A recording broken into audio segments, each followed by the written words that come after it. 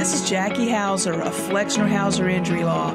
Welcome to our podcast, Laughter in the Law, where we talk about the law with a lighthearted twist. Hey there, this is Jackie Hauser with Flexner Hauser Injury Law. I'm here today with my wingman, Diane Belmont. Woohoo! She decided to bring me back.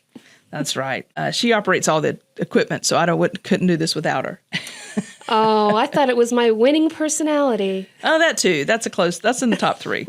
All right. So last time we got on such a tangent about medical payment coverage that we didn't even get to touch on the second super important auto insurance policy that we should be looking at, which is UM or UIM. What do those stand for? Right. And a lot of times we just use the letters because it's a tongue twister, at least for some of us who have speech impediments. We're talking about uninsured motorist coverage or underinsured motorist coverage. So uninsured is the UM. Yes. Uninsured motorist coverage, UM.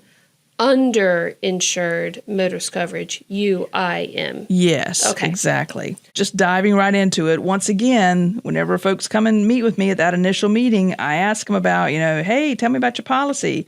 Well, I got full coverage. What does that mean? Don't know what that means. What I'm looking for, number one, is medical payments so I can get them some quick cash. What I'm looking for, number two, is, hey, if this other policy that I know there's another policy, or I believe there is right now, and I believe that, there's no indication usually that they may not have coverage.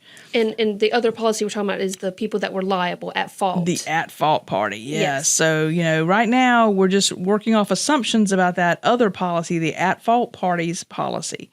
But while we're sitting here, let's do all of our homework and look at whatever your underinsured or uninsured motorist coverage is, because that's where it's really important to protect you and your family. This is insurance coverage for you to protect you from others. Your first part of your policy where you're just having the liability and protecting against whatever damage you may cause if you're in a wreck, that's protecting you and your assets from someone else suing you.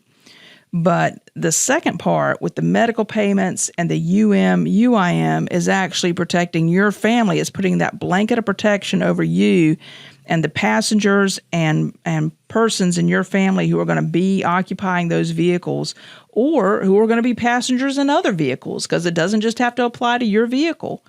So you're actually protecting your people in your family that you love from any kind of injury whenever they may be in a vehicle that doesn't have enough coverage, or they may be struck by an at-fault party that doesn't have enough coverage. This is the most important insurance that you can have, because this is the place where I would dare say all of us regularly place ourselves in vehicles and travel on the roadways, which can be very dangerous places to be, and you need to be covered.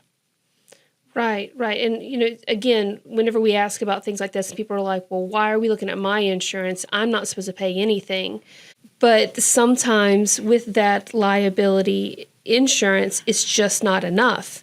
So this helps you be able to, take care of yourself and take care of your family without having terrible medical debt after such an accident. And I've got a dozen stories like that. And, without revealing any client confidences, you just think about the last time you and a bunch of family members piled up in a van, to go shopping for the day, or to do school shopping, or to run to Sam's or do a Costco run or something like that. We're all going to run in there and get our groceries and travel back out. And or just a fun Saturday afternoon girls trip. And so you've got your mom and your sister and your nieces and everybody's in the car. And then somebody trying to elude police runs a stop sign, blows through a stop sign, and, just about kills all of you. Mm. We've seen those situations. And then you're asking yourself, how are we going to recover for all of these people's injuries that need surgeries, that have broken bones, that have head injuries? How are we going to recover whenever this person that's stolen this vehicle, that's an uninsured vehicle? If that's an uninsured vehicle, what is our coverage? Now, in North Carolina, everybody that pays their insurance, and believe me, there's plenty of people that don't have auto insurance. You can crank your car and drive without auto insurance. So don't think that everybody out there that bumps into you has insurance. But in North Carolina, automatically, like we say, with that minimum policy, there's a $60,000 policy, $30,000 per person, $60,000 per accident for liability if you cause an accident. And automatically, there's also a $30-60 for uninsured motorist coverage. So automatically with your policy, you're going to have $30,000 in coverage. But like I just said, and this is a very real scenario, you got a van full of people. You got 7 people in a van, and you've only got $60,000 worth of coverage, and you've got broken bones and multiple surgeries and people being airlifted. That's just not going to be enough coverage. You know, we had a case one time, a similar situation with a family traveling, and because of the accident that occurred, the family ran off the road. We had fatalities. We had 3 fatalities in one van, and we were dealing with minimum limits policies, and it was just tragic. You know, the lack of recovery for these people and their injuries, and for the deceased as well. Uninsured and underinsured motorist coverage is so important because you're protecting your family. So we're going to talk a little bit about what that exciting policy provides for that everybody, we established last time that you've got like 3 or 4 just in a drawer. You're afraid to open them. Well, I'm not afraid, but more like I keep thinking, I'll get to this. Yeah. I'll get to this. And then there's more interesting things to read. Yeah. So with uninsured and underinsured motorist coverage, I talked about this last time about how cheap medical payments coverage is. I won't say that UM and UIM is as cheap, but if you think about your coverage, if you look at it and compare it to the other coverages, it really is pretty inexpensive. It's usually not as much as your regular liability insurance. And you don't have to take the minimum. You can bump it up to $100,000 or $300,000. You can bump it up to $1 million. Usually the more your coverage, you find that you're getting more coverage for your buck. So it may only cost you dollars more to get $500,000 in coverage versus $100,000 in coverage. And by dollars more, you mean dollars more per month or dollars more per annual? Per your premium, however you pay your premium. Oh, okay. You can look at it online if you're one of those people that like to set your own fees and set your own quote. But I would compare those costs and see, what you could afford, not because I'm an insurance salesman, but because I deal with insurance every day. And I see people coming in here all the time who have horrific injuries, and there's not enough insurance. And part of what we do is we search to the uttermost to find out who has insurance. Where can we find some coverage? We actually found coverage for one little girl one time who had a horrible injury, and we found coverage through her grandparents' policies because there had been a horrible split in the family, and there was a custody battle, and the little girl for about 3 or 6 months had lived with one grandparent during this whole custody battle. And thank God she did, because they had a UIM policy. They weren't even in the accident, but she just happened to be a resident there. So that's one of the first things to think about is, who's going to be covered under this UIM or UM? Well, it's going to be you. It's going to be any of your family members that live in your residence. It's going to be any person that's in your vehicle is going to be covered under that policy as well. So it's going to be you if you're in another vehicle. It's going to be your family member if they're in another vehicle. So your kids leave this afternoon to go to a football game. They're going with their friends to a football game, and they're in their friend's car, and there's a horrible accident. Well, you've got coverage. Regardless of how much coverage the at-fault party has, regardless of how much coverage is on that vehicle that they were in, and those are 2 very important questions. We'll discover those things. But the third question is, how much UIM do we have? So those are important things. How much is covered on the car? How much is covered on the driver? The at-fault car, the car that they were in, and then how much UIM do you have? So you can protect your family without knowing all those details about other people. Yeah, and I think it's important for you to have that coverage and not rely on other people to take care of you or your family. Yeah, because you're not going to go around asking people to see their deck sheet all the time. So. Yeah. There are a couple of limitations. Let's talk about those a little bit. Because real quickly, can we just, I know that in the name, that it kind of explains uninsured versus underinsured.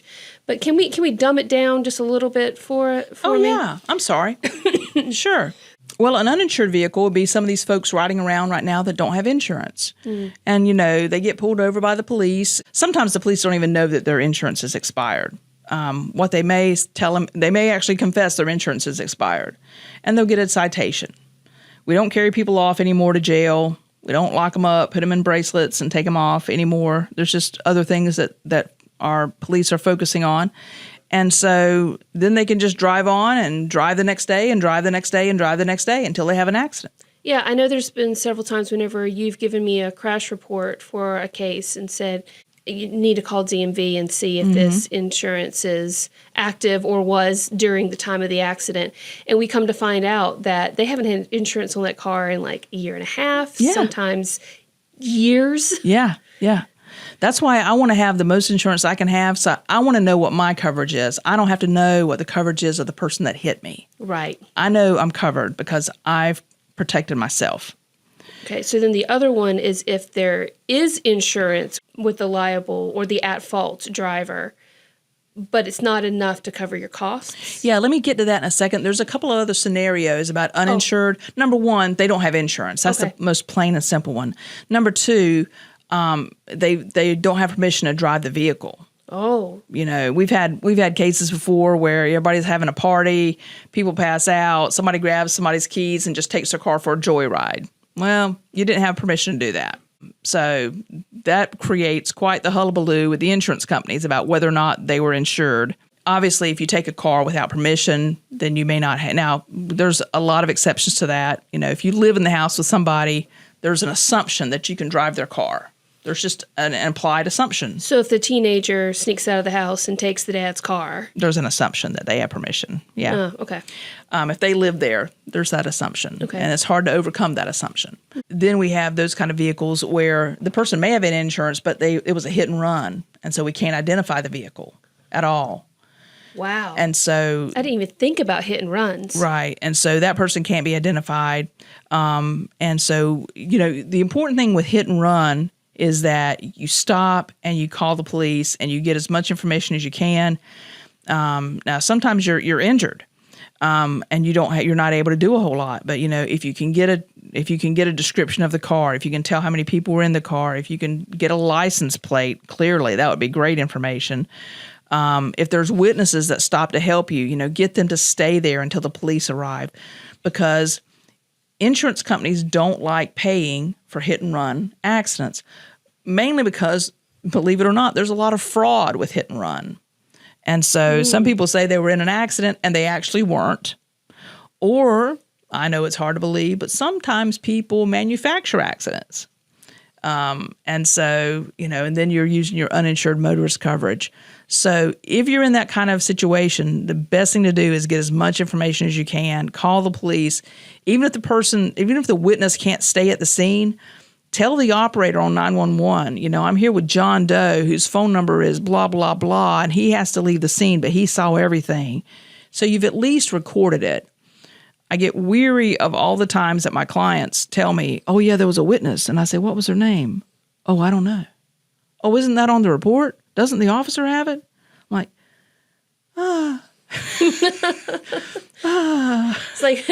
It's like we have a PI on standby to go find the witness. You were talking to him. Why didn't you get their information? You were talking to them.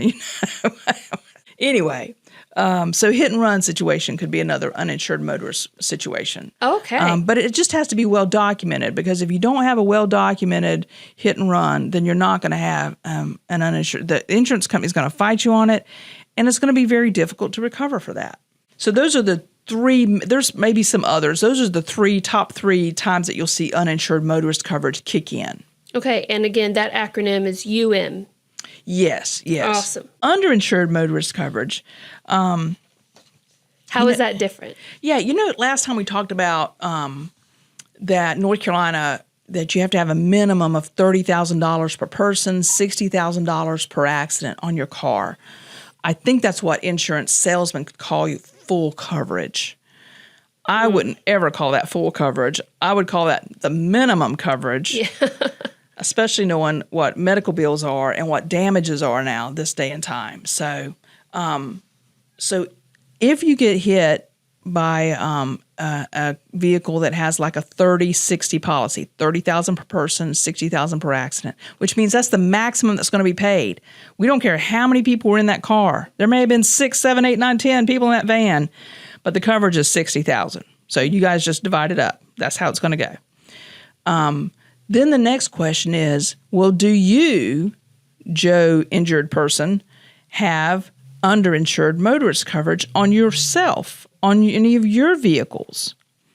Or do you live with someone, do you live with a relative, not just someone, a relative who has that kind of coverage?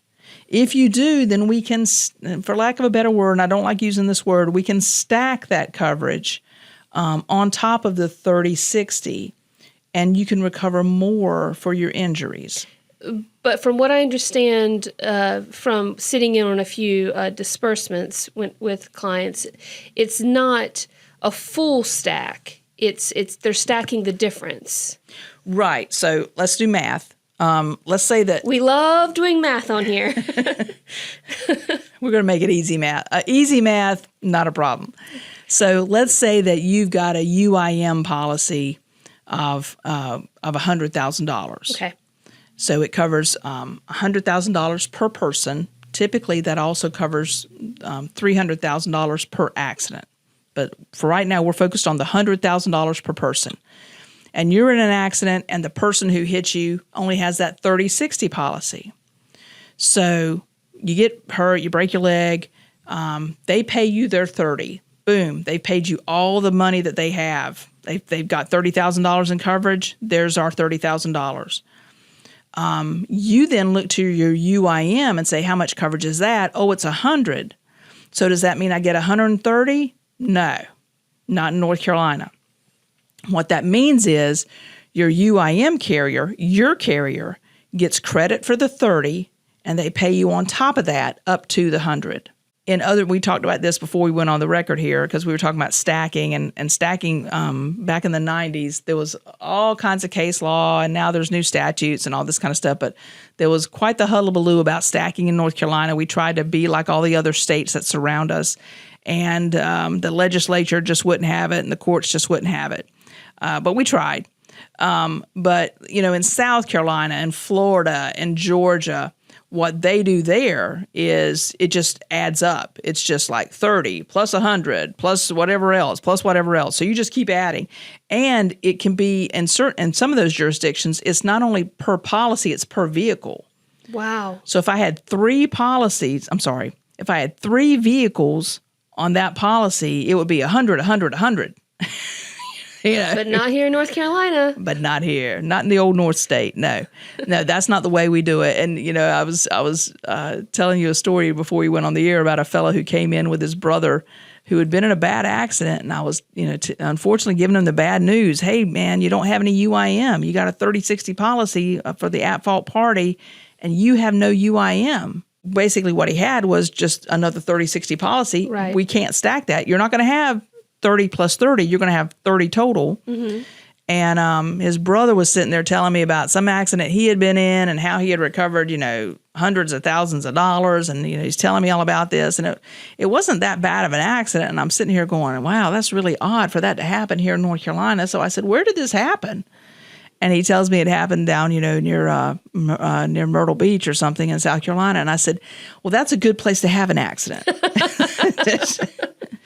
And if we could, we'd just go back in time and drive your brother across the border and let him have this accident there. That'd be a great place to have an accident, because you're going to stack it up and you're going to recover well. Not here. That's just not going to happen here. Well, something else that I hear you say every once in a while whenever a client is questioning something, they'll say, my cousin had a very similar accident and they got so much more, blah, blah, blah. And, sometimes you may say, well, did they have med pay? Because our client may not have, or things like that. And then, of course, they'll say things like, I don't know. And at the end of the day, we have to remind them that it's not comparing apples to apples. Right. Every accident, even if it's the same people in the car, every accident is unique and different, and you can't compare one to another. Right. And so many times, all people know is the bottom line, what they walked away with, and they don't know anything about the coverages. They don't know, anything about whether there were stacking of policies or if there were multiple policies. Maybe, the vehicle that hit them was owned by a different person than the driver. Well, now we've got two different policies that we're dealing with versus, owner and driver only having one policy. So many times, and I just try not to get into the weeds on those conversations because there is much like a trial, and to digress a little bit, whenever people start talking about high-profile trials and either he's guilty or he's not guilty or he's being railroaded or he's crazy or whatever, I'm like, you're not in the courtroom. You're not hearing all the evidence. You're not seeing all the evidence that isn't being presented. Right. That the jury is not considering, doesn't even have an inkling about. And so, everybody, becomes an expert at that point about whether someone is or isn't guilty or is or isn't liable. It's just human nature, especially since the social media age. But the same is true for these accidents. People just come in and, we had a client recently who was constantly getting advice from a relative. And the advice, was constantly, peppering us with these questions and these inquiries that were just absurd. Mm-hmm. I'm like, where is this person? Because they're not in North Carolina. These are not things we do here. Mm-hmm. For instance, PIP. PIP is a phenomenon in New York and New Jersey and South Carolina. I'm sorry, and Florida. What does PIP stand for? PIP is almost the equivalent of MedPay. And I don't know that much about PIP because we don't have it here. So I don't know that much about it. But I do know, like up in New Jersey and New York, from what I can recall from working on a few cases with folks and from those types of policies, it's almost as if there is no limit. As long as you're getting treatment, you're getting paid PIP. Wow. And if I've misstated PIP, let me know. But that I'm not an expert on PIP. But once again, folks come in and start talking about stuff like that, and I'm like, that's not here. We don't have that here. Let me tell you what we have here. I'm very well versed on North Carolina law and North Carolina insurance, as is Jody, who worked in insurance for years. So we certainly are well aware of what the policies state. And most of these policies are the same. They regardless of whether it's State Farm, Progressive, Geico, whatever, the guts of the policy are the same because the Department of Insurance requires certain things to be covered. And so that's always a problem whenever folks start comparing things like that. And it does, I try to certainly listen to it, but at the same time, I don't have time to delve into all the finite details of why someone else recovered 6 figures versus 5 figures versus 4 figures for an injury. And most of the time, it just comes down to what was the coverage? Yeah. And how many coverages? And was there UIM? MedPay, those kind of things. Another important thing to think about with and UIM is that it does not cover punitive damages. Please do explain. Okay, so let's say you get hit by a drunk driver, right? Okay. Or you get hit in a road rage situation. What? Road rage? What's that? Yeah, we don't have that here. Not with all our Southern hospitality and our sweet tea. You can recover under the bodily injury portion for your punitives, which is to punish. Punitive is another word for punish. We are going to punish the person who caused the accident because of their careless and reckless and willful and wanton conduct. You're drunk driving, you need to be punished. You're going to be punished criminally, you're going to be punished civilly. Road rage, you're going to be punished criminally, you're going to be punished civilly. But your and UIM does not cover punitives. So all you're going to recover is for your injuries, but not for the punishment because it makes sense, really. You're not punishing your own insurance company because you didn't do anything wrong. The other person, the at-fault driver, did something wrong. That makes sense. And so it's only under the liability portion. Now, clearly in those kind of situations, you still can recover for your injuries and your damages, but it's just the limitation about punitives. Well, I know from being able to peek behind the curtain and working in our office day in and day out that you and Jody, our paralegal who covers auto accident cases, y'all are looking for every single bit of money to be able to put in the client's pocket. And also trying to have those conversations and trying to help them understand where you are in the process and where are we succeeding and where the blind spots are. Right, exactly. And, the most important thing to take away from UIM and UM is it's protecting you, it's protecting the people in your vehicle, it's protecting you when you're in someone else's vehicle, it's protecting you if you're a pedestrian, it's protecting you in every situation whenever you're on the road or crossing a street or whatever the case may be, or your family is. It's protecting the people, your relatives in your household that are, part of your family. And so that is where your insurance coverage is protecting you. And it's the most important insurance you can buy because it's protecting you and those that you love.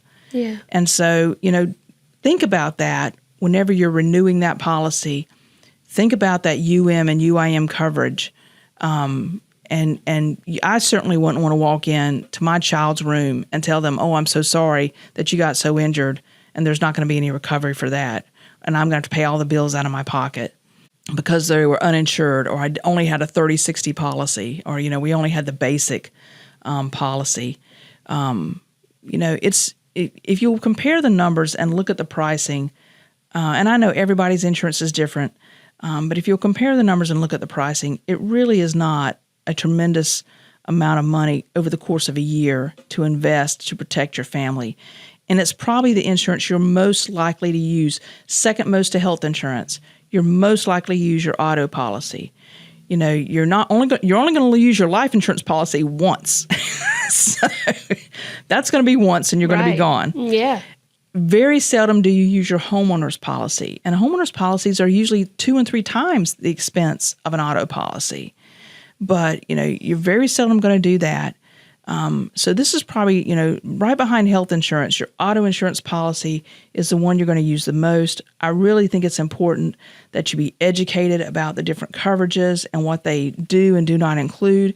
And we just wanted to cover this so that, if you hadn't sat down and perused your auto policy and your deck page, you at least know 2 of the things that are just really important to protect you anywhere you are, not just in your vehicle, anywhere you are, and to protect those people that live with you that would be covered under that policy as well.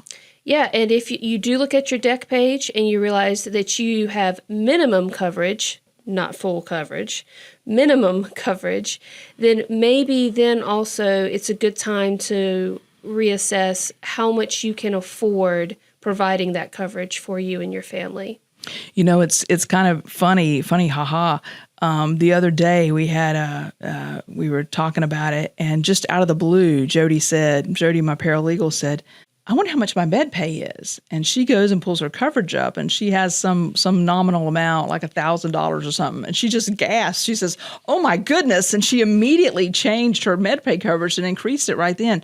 So you don't have to wait till you renew your policy. And I'm starting to sound a whole lot like an insurance salesman, and I don't mean to, but literally this is so important to you. But she immediately went in and bumped up her med pay coverage. I mean, she's got 2 small children that are with her almost all the time. And, she's got a daughter that has her own family. And so, she's constantly carting people around in her car. And just the thought of, having an accident and only having that minimum coverage, brought that to her attention, and she immediately bumped it up. So you don't have to wait till renewal time. You can go online and you usually can play whoever your carrier is, you usually can go online and play with it online and just see what the coverages would be. Don't wait for a tragedy to happen. It's too late. Yeah. It's pretty late then. Once that's happened, although we do have repeat clients, and I have one repeat client who the last time that they were here, I said, "You're going to need some UIM." And I explained UIM to them, and darned if they didn't have another accident and still didn't have UIM. So unfortunately, all I can do is give you the information, but really and truly, this is so important. And we thought it was important enough to talk to you about on our podcast today. Yeah, so hopefully we've also made it interesting. And, if you are in an auto accident around Wilmington, you know that that's going to be our first question if you come meet with us in our office. Yeah, we typically focus on, our geographic area here is our 5-county area with Columbus County, Pender, Bladen, Brunswick, and New Hanover. That's a lot of people in that little tiny space. Right. And so, we love being able to reach out to folks. We handle cases all over the state, but that's our general focus is that 5-county area. And we hope that this information has at least intrigued you enough to go and pull that policy out and look at that coverage and make some good decisions for you and your family. And we're getting no kickbacks. That's right. I am getting nothing from the insurance. They don't like me because I take their money from them, but I'm not getting anything from the insurance company. I just want my clients to have the best coverage they can have, so whenever they get injured, we can get them the best result that there can be. Yeah. Help me help you. Absolutely. Awesome. Well, this has been fun. Thanks. Yeah. A little bit of exciting insurance stuff. Oh, so exciting. Maybe not exciting, but very important. I've been intrigued. Okay. All right. Well, until next time, thank you for joining us in Laughter in the Law. Have a good day. And thanks for joining in for Flexner-Hauser Injury Law, Laughter in the Law, where we talk about the law with a lighthearted twist.